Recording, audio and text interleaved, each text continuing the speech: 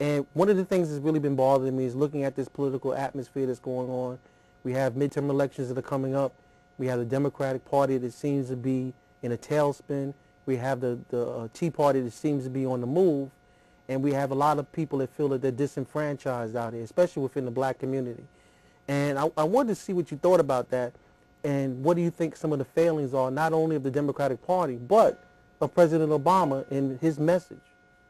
Yeah, I think that's the key right there. The last term you used is the notion of message. I mean, when we sort of pull back panoramically and look at this administration in its young, 2 years, its short 2 years, Barack Obama has, and his administration has accomplished things that only FDR and Lyndon Johnson themselves have been able to accomplish. There's literally no other president in 223 years or 232 years, depending upon how you count this country's birth, that has accomplished what Barack Obama has done in a short order.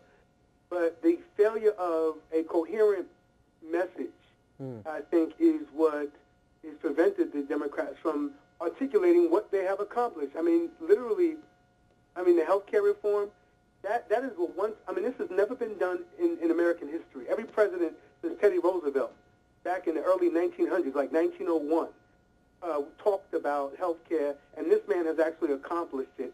And when you think about the fact that a 26-year-old now can stay on their parents' health insurance policies a little bit longer to make it easier on the family and those young people, the fact that young children can no longer be kicked off of health care with pre-existing conditions like asthma.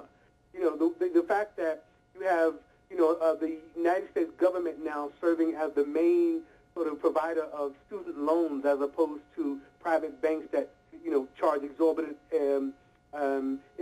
interest rates and then come after people with a sort of, law and order approach to recovering monies around educating the American public.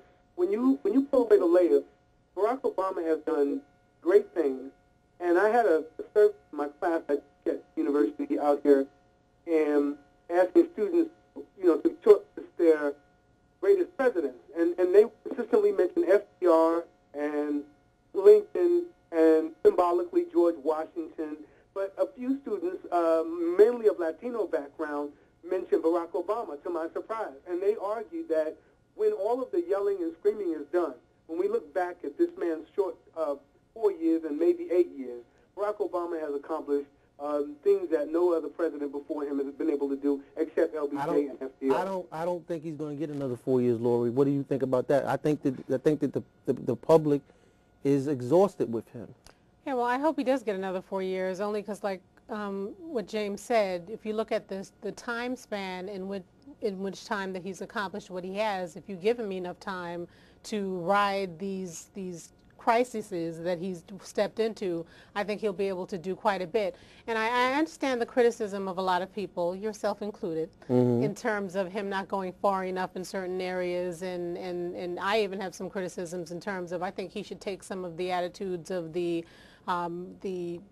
former President Bush, or even our current New York City Mayor Bloomberg, where when you come up with an idea, you say, this is my idea, I'm standing by it, and I'm doing it no matter what anyone says. I think the Democratic Party and President Obama need to do that instead of keeping, we've mentioned them trying to hold out the olive leaf and work out these compromises and everything from the war to health care.